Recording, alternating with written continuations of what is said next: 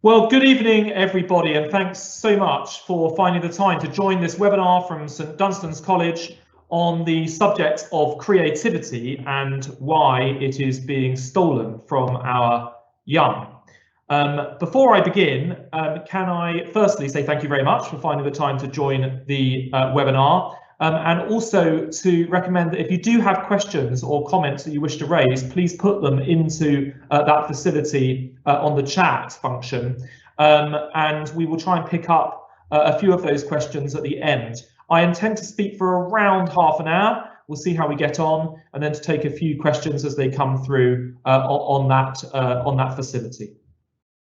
So I want to take you back first and foremost, because there was once a world where creativity was cherished as an attribute so important that it was to sit at the very centre of educational purpose.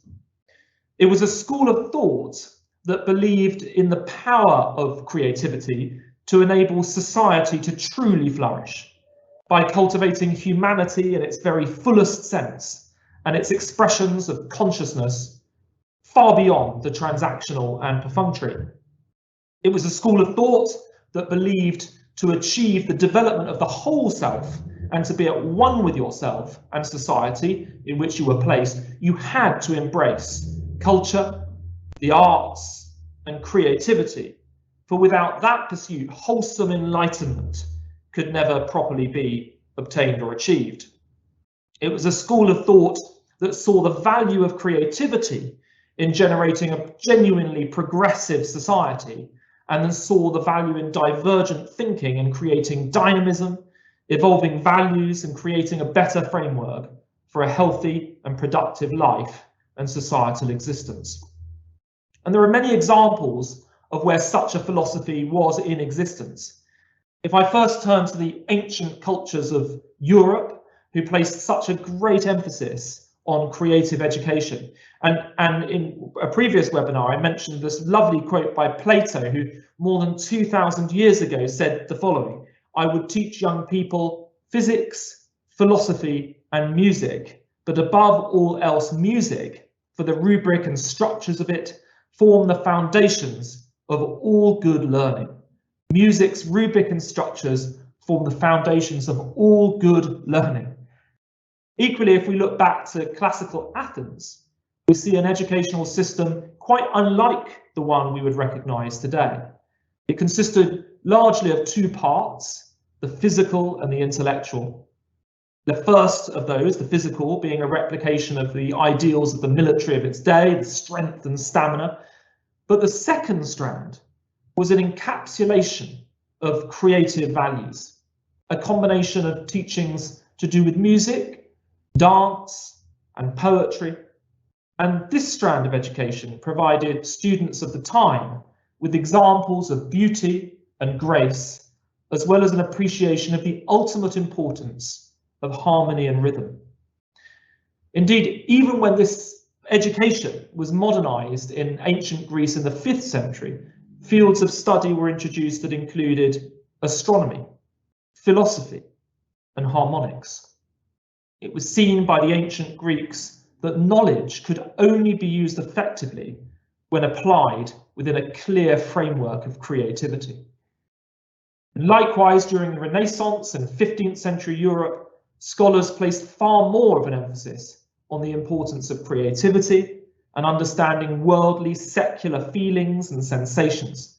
And those humanist educators of the day celebrated art, literature, architecture, and they designed teaching methods to prepare well-rounded, liberally educated people.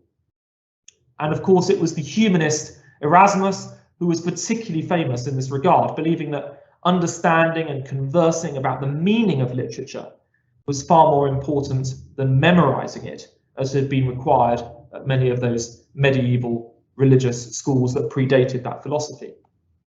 He advised teachers to study fields that included archaeology, astronomy, mythology, poetry, ethics, art, and music, as he saw that as the route to achieving the best possible understanding of the world for society and to understand the feelings of the people that inhabit it in order to mould it and to evolve it. And breaking free from the conventional educational curriculum and drifting further and creatively into more esoteric subjects is, I suspect, for many of those who work in education who are on this call, one of the sources of greatest joy in their careers. Walking with children around a school site or on a school trip, talking with young people about areas of intellectual interest that are unprescribed by any set curriculum or text, but inspire creativity of thought in those young people. That will be what stays with them for life. That will be what arguably changes them more than any other academic encounter in regular school. Indeed, when we meet adults who we have taught years later, what is it that they remember so vividly from their interactions at school? What is it that's shaped them? What is it that you remember so vividly from your own school days? What snapshots do you recall that impacted on the course of your life, on your values and your outlook on society? I strongly suspect it wouldn't be the prescribed content of an A-level geography lesson last period on a Thursday, treading one more tired step towards the inevitable exam hall. But it will have been an informal interaction where a teacher and a child stepped into a world of academic curiosity, the like of which they hadn't experienced before. A world free from the prescription of schemes of work and from the exam hall, but one that is utterly intellectually liberating and intellectually creative. And they are the experiences that truly inspire.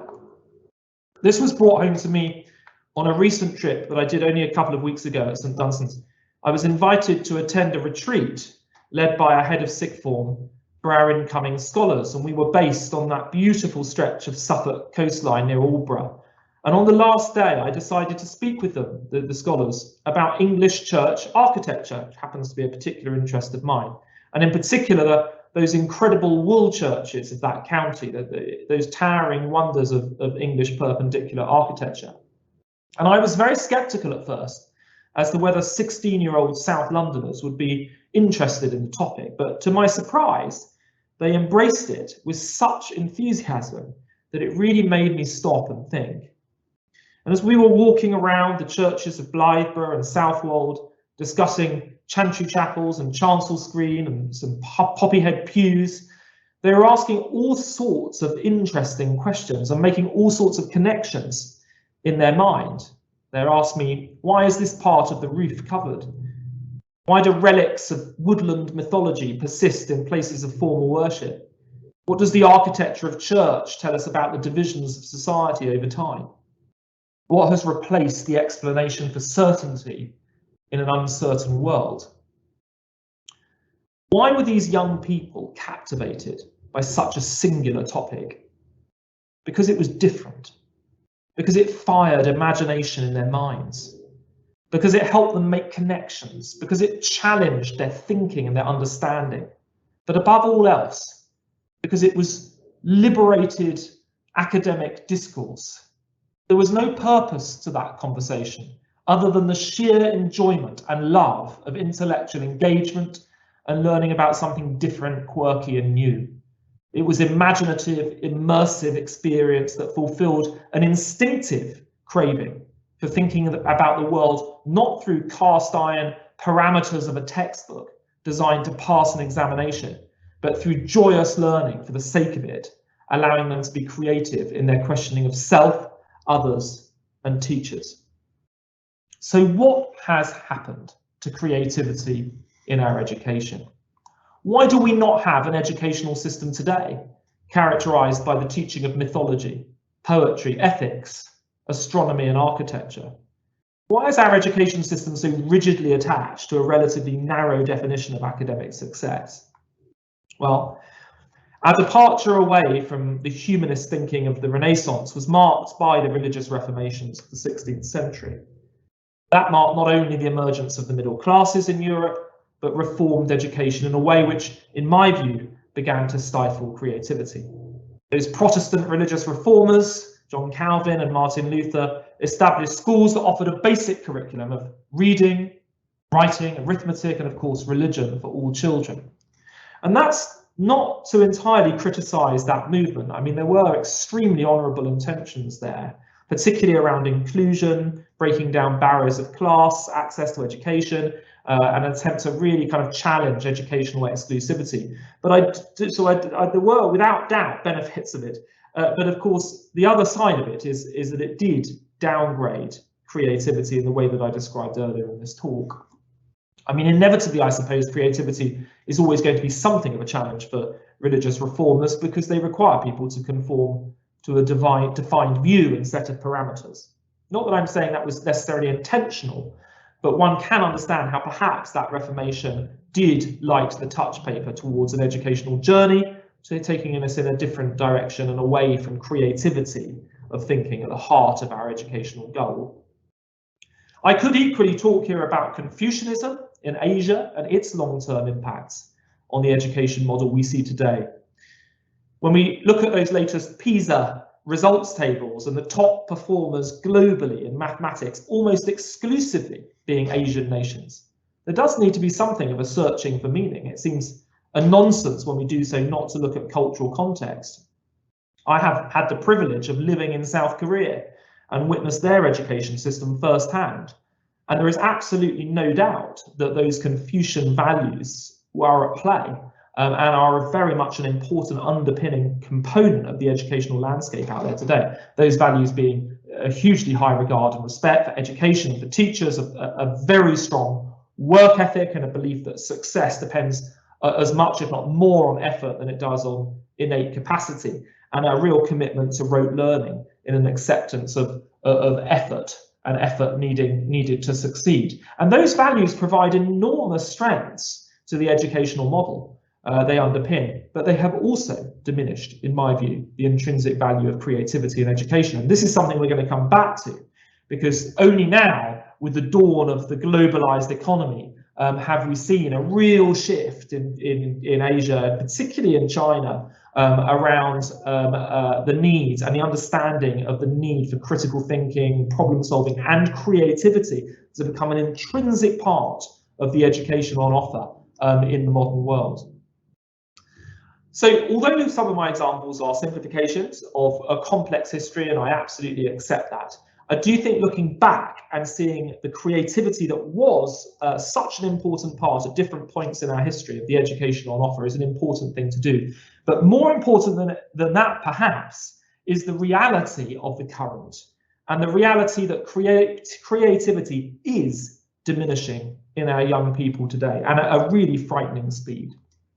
There was a seminal study undertaken in America in 2010 where 300,000 creativity tests were used, going right back to the 1970s, to try and analyse and draw a conclusion around changes in creativity amongst children. And the results are really staggering. You should try and get hold of the report. Creativity had, without any question, declined amongst all young people. They found young people to be less funny, less imaginative, and less able to elaborate on ideas. What indictment on society that that's the findings rather of that study.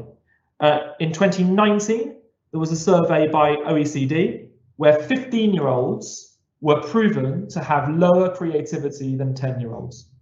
And I could use many, many other examples. But the reality is we're making our young people less creative. Why? Why has it diminished today? Well, educational policy decisions certainly haven't helped. The decision by the coalition government in 2010 to introduce the EBAC, which for those who don't know is an accountability measure for school in the UK. It uses 5 academic disciplines to measure accountability.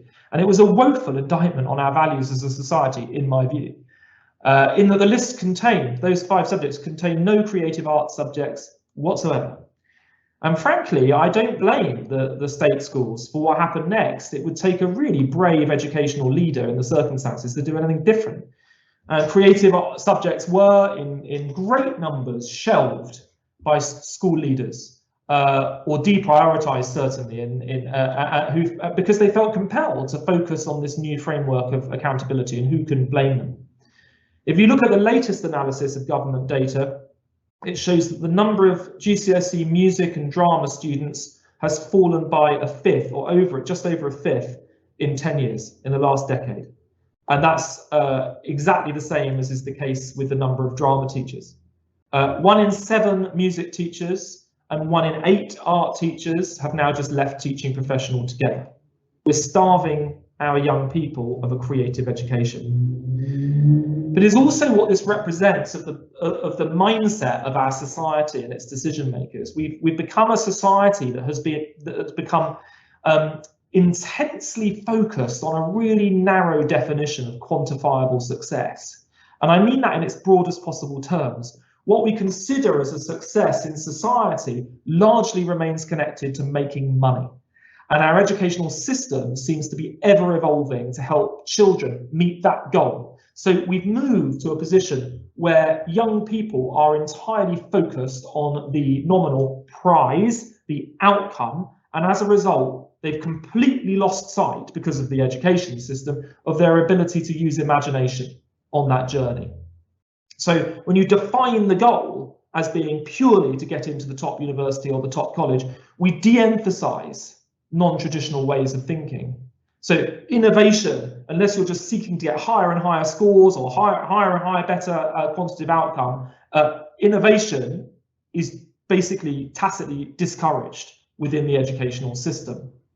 And none of that's to say that I don't believe with getting into good universities and getting good grades. Of course I believe in that. And of course I'm caught up in that system, but it cannot be at any cost. We can't do it at any cost. And I'd also argue it doesn't need to be at any cost. We have to change the way that educational goals are presented to children. If students believe that the purpose of education lies not in self-development based on personal interest and motivation, but purely on the outcome of entrance into a highly ranked university or the absolute top grades at any cost, then how can they possibly be asked at an early stage to ask, well, what do I want to learn? What do I need to learn? How am I going to learn it? How am I going to enjoy learning? How can I be creative with it? How can I draw humor from my learning? How can I luxuriate in the way I described? How can I luxuriate in the margins of academic life? They simply see their role at school, in the worst case scenario, as needing to prepare for the test by rote learning. And in particular, and it's worst, they spend their time thinking, what is the most effective method for me to absorb the largest quantity of material I can, and committing more to memory than other people do. And it's in this way that we've created schools and turned them into battery farms, where teachers operate the machinery increasingly effectively, such that we have a conveyor belt of young automatons programmed before they go into an exam hall, ready to spew out an assimilation of knowledge that's been supplied to them as digestible packages of classroom chicken feed. Why does that matter? Well, it matters for a number of reasons. Firstly, there is a philosophical and moral dimension to this question that underpins everything about society. There is a tidal wave of evidence to show that reducing creativity in the way I've described makes young people worse off in themselves, and it makes for a poorer society. I'm going to take just one of many, many examples. In 2022, this year, a very recent study by Klein in the US looked at data around the creative arts and young people. And it showed that the increasing creative arts provision directly leads to an increase in overall student participation in education, engagement in education. It reduces dropout rates from schools. It reduces criminality in adolescence. And it concludes that where we see a significant investment in arts education, there is a positive and actually profound influence on the overall function and intellectual function and moral function of people's ability to contribute to a wholesome society. Society is richer for creative thinkers. And then there's a practical argument, which is we know that creativity is sought after more than ever in the modern workplace. If you look at IBM's 2010 study of CEOs across the world, they looked at 1,500 CEOs across numerous countries and numerous industries, and they concluded creativity is now the #1 most important leadership quality for success in business, outweighing all of the other traditional factors. Okay, and the rationale behind that thinking was to do with the increasing volatility of the business market, its uncertainty and its increasing complexity, and that was done before the pandemic, and led to the conclusion that the ability to create, to respond, to think outside the box, to think about new ideas has to be the #1 priority in the modern workplace. In another very telling survey, 86% of people who were surveyed stated that creativity was important in their jobs and their career. I would agree with that. However, only 57% thought that when they were at school. So somehow we're downplaying the importance, well, we know how. We are downplaying the importance of creativity in schools when it is clearly so important in your career and in your life. Richard Branson, I stumbled across a recent interview with him, warns that education is failing to properly prepare young people for the workplace, and I would agree, saying that the way that we assess this reliance on rote learning, particularly of GCSE and memory skills, is just completely incompatible with the modern workplace. He goes on to say, in addition, that this examination culture creates a fear of failure amongst the young, which essentially, in the long term, he fears will stamp out the willingness to take risks, which is, again, so essential in the changing and modernising workplace and with globalised business. He talks about the most successful people in the world being inherently creative people, creative musicians, entrepreneurs, artists, people who make a real difference in the world, and that the education system is poorly designed to support. Well, not only is it poorly designed to support, but it also stifles their growth and development altogether because of the way that it's mapped out. Another study, 43 countries looked at this time, it was found that 69% of businesses struggled to find the right people to work for them with the skills they were looking for. That was a 15-year high, and Europe came out worst of all, with a recognition as a consequence that schools are just failing to embrace the importance of creativity, that lacking skill set. It is just holding us back. Instead of emphasizing content and passing tests, schools need to help children learn how to learn and learn how to think creatively.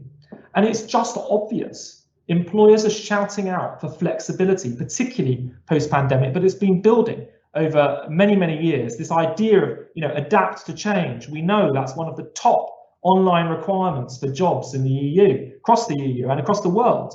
Languages, personal skills, working in teams, creative thought, responding to challenge, responding to change.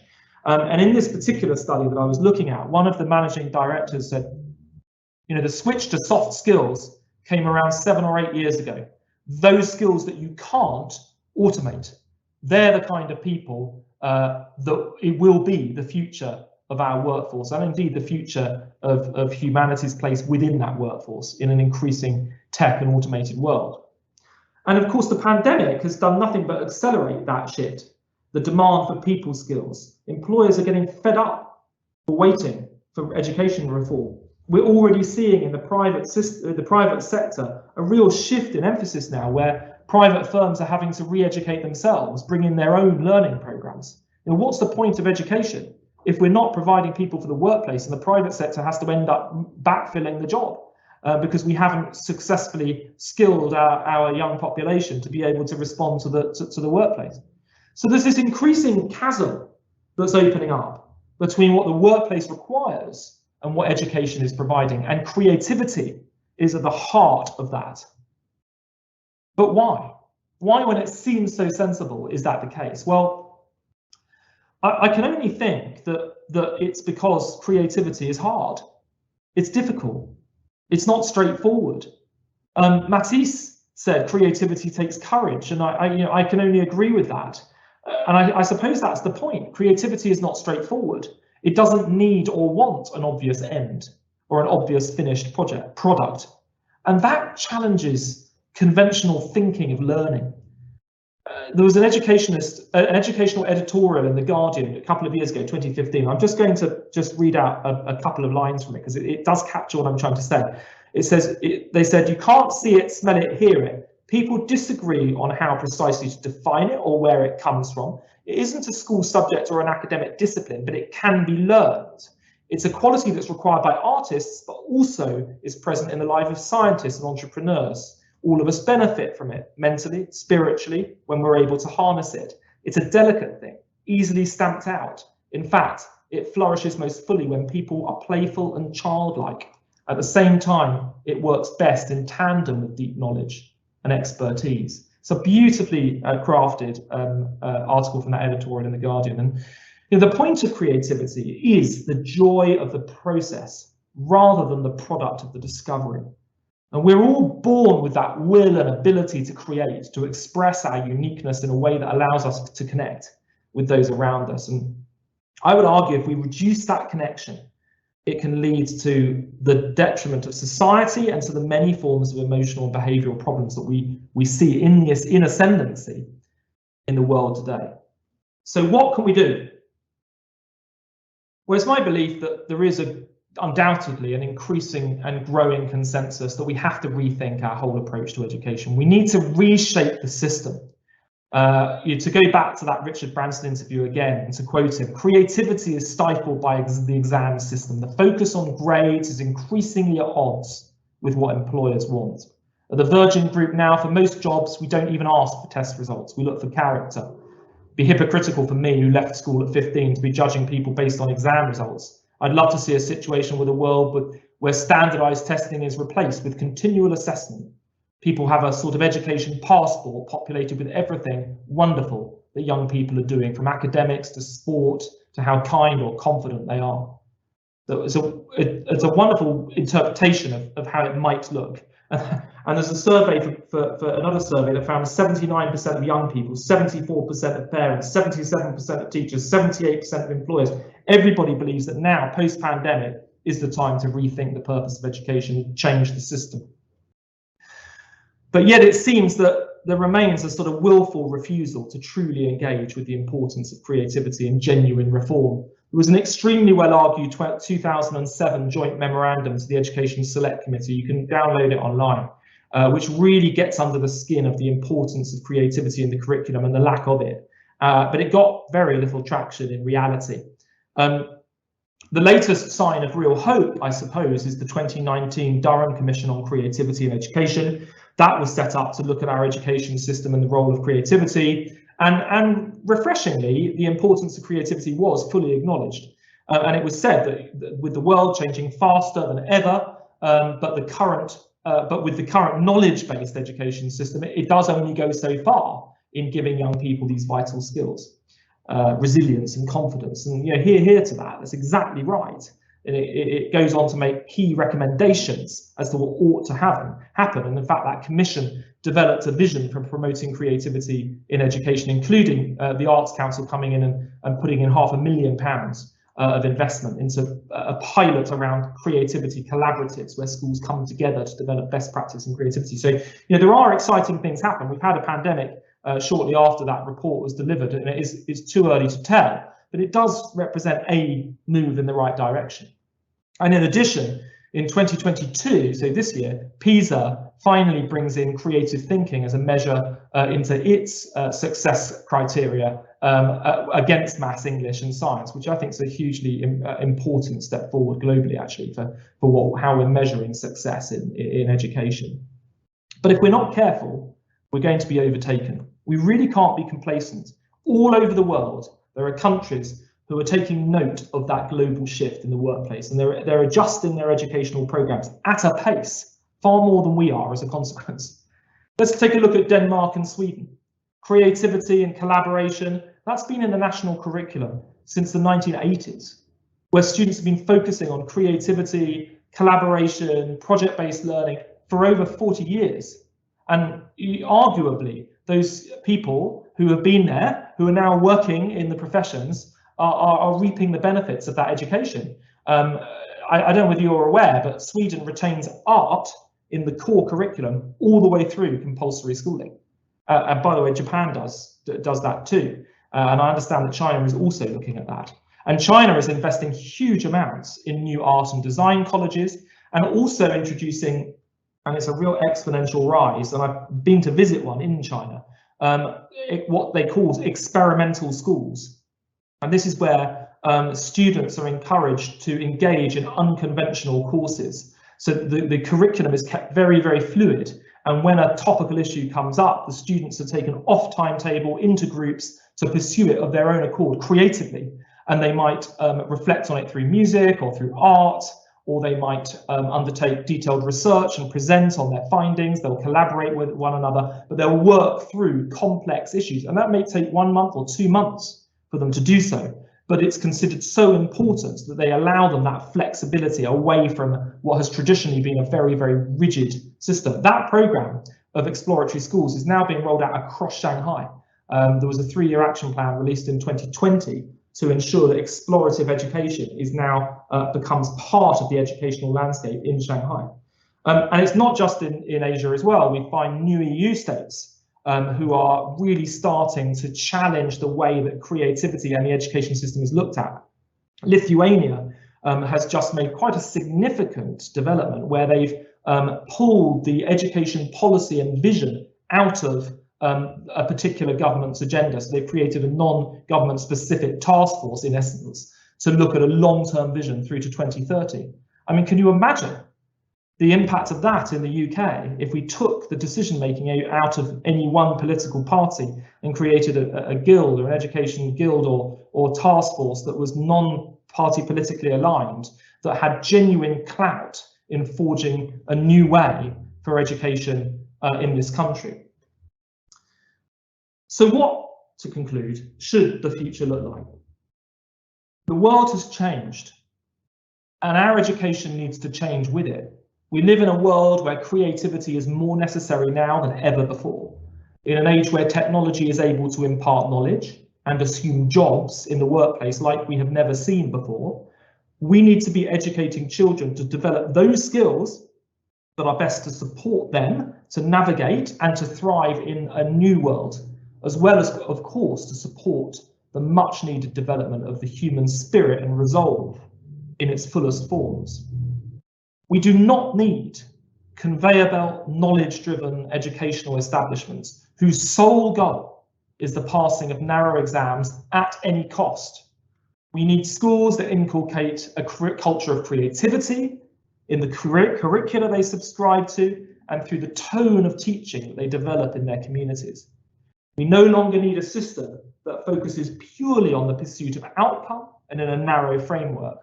We need pupils to love the journey, to relish taking risks, to think outside the box, and to be okay with making mistakes.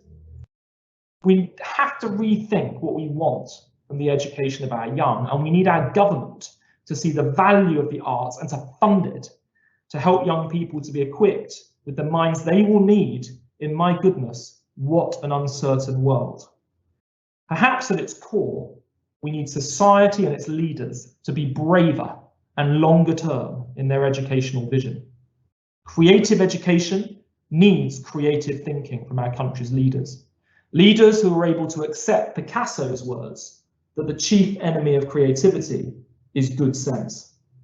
And if any doubt as to the power of creativity, to let the words of Einstein ring in their ears, that I never made any one of my discoveries through the process of rational thinking. Thank you very much for joining us, everybody. I'm more than happy to take a couple of questions now from the chat.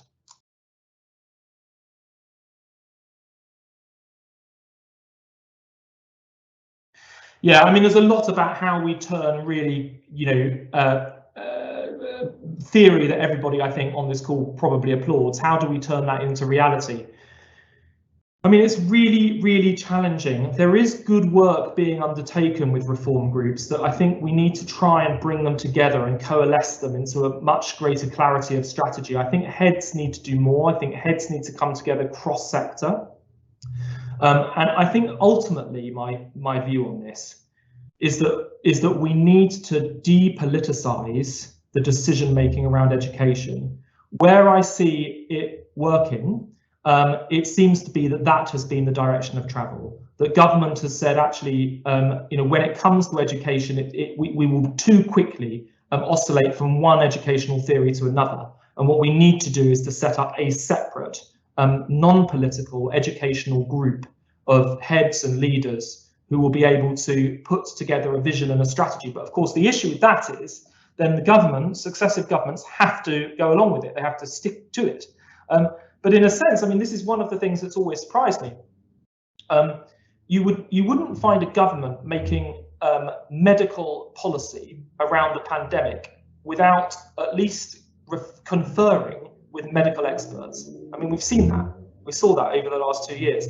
And yet, when it comes to education, it's almost as though politicians feel as though they are default experts. And I think that's because politicians, like everybody, have themselves had an education, and therefore they sort of over relish and luxuriate in their own educational experience, and therefore policy kind of becomes a reflection of themselves, which is, I think, deeply unhealthy.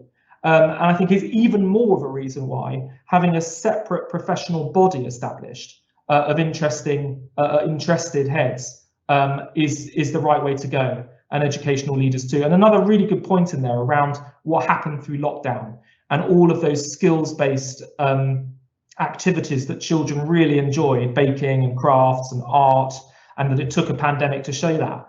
And I absolutely agree. I mean, we can use this pandemic, we can use it as a springboard to say, actually, reform is so desperately needed. And it has been shown that from the pandemic came great ill, but also huge opportunity and huge ideas. And then there's another one here about how we move the junior school story forward, and this, of course, is a terribly painful topic, because the youngest children are being plunged ever more into this testing culture with SATs, and it's in my mind absolutely painful to watch, and I would say it needs to be one of the very first things that is challenged. I mean, if you cannot have a creative, exploratory education when you're under the age of 10, I mean, when can you have it? I mean, in my view, it's utter madness that we're not actively challenging this as a source of really egregious harm to our youngest children. And they deserve creativity. They deserve the joy of picking up a musical instrument and learning to play it, and picking up a paintbrush and just exploring creativity for the sake of it. There are a couple in here around specific requests, which we can get sent over to you, so that's absolutely fine in terms of links. And another question here, I'm just going to pick up on one or two more of those. It's specifically asking me about what we do here with creativity. I mean, there are quite a few things that we're very proud of. I mean, one of the things that I've absolutely stood firm with is I have not allowed the creative arts to carousel or to go into a dropping system before year 10. I really do think that is wrong. I think early adolescence, 11, 12, 13, going into 14, those children deserve and should have a truly Renaissance education. They should have a weekly lessons in art, in music, in drama, and dance. And I'm absolutely held by that. And I know that some schools would like to say, well, that means that your outcomes go down. I see no evidence for that at all. And I've looked at it very, very carefully. In fact, if anything, I would say having a really rich creative diet in early adolescence does nothing but improve academic outcomes later on, because you're better adjusted. So I would encourage everybody I know in the independent sector, we're hugely privileged to be able to take those decisions, but I would absolutely encourage everybody to be building the creative arts into that framework throughout early adolescence and not allowing it to get dropped as some sort of optional extra. I mean, who in their right mind really would allow a 12-year-old to decide whether or not they want to carry on with drama? I mean, of course they should carry on expressing and learning to express themselves and learning to express with others. Of course they should do that. The other thing that we do, and I do think this is a template other schools could have a look at, those last couple of weeks of the year, when exams and regular school is sort of wound up really, and everybody's kind of winding down, we very deliberately wind up. We do something called the St Dunstan's Festival, where we stop regular school and we do around 150 creative activities across 2 weeks. Every single child is involved. It ends with a massed choir of all of Year 7 and Year 8 singing a work in an open air concert. And it is the most fabulous explosion of creativity, and it's a wonderful thing that really anybody could do. It's called the St Dunstan's Festival. You can find details about it on our website. And the second one is around pedagogy and how we ensure that the teaching reflects that creativity. Because there's two sides to this, and this is the last question I'll take, if you don't mind. There are two sides to it. One is, what do we do with the curriculum to ensure that creativity is an intrinsic part of the curriculum, and indeed the co-curriculum as well, how we manage the co-curriculum. I'll digress on that just a moment. One of the things that we do here is we say that the co-curriculum throughout Year 7 to actually all the way through the school, they can't not do something that is creative. It's not allowable. So they have to do something from the creative arts throughout their entire journey here at St Dunstan's. And I think too many schools, the co-curricular programme is ill-defined. And I think defining it in a values-driven construct is a really helpful way of ensuring that children maintain that creative art. But the other point here is around pedagogy and classroom, and how we ensure that teachers have the courage to be creative in their teaching. That takes time, because teachers, I'm afraid, have become really quite sterilised and handcuffed to an antiquated system, and a system that we're all caught up in it. I'm caught up in it too. You know, ultimately, we are still judged by results and outcomes. And we have to, we're in that. We can't just completely ignore it. It is the system that we work within. But there are all sorts of ways that you can encourage and teach and empower teachers to feel as though that they can have the courage to be genuinely creative in their lessons. And I think a CPL, a continuous professional learning program in schools that's built around that from the very outset, where it's about bravery in the classroom, is so important. Thanks so much, everybody. I've gone on for 45 minutes. We will try and get back to the specific questions that have been raised there. And I would like to thank you very much indeed. And I hope it was helpful, and look forward to seeing you at future webinars from St Dunstan's. Thank you very much.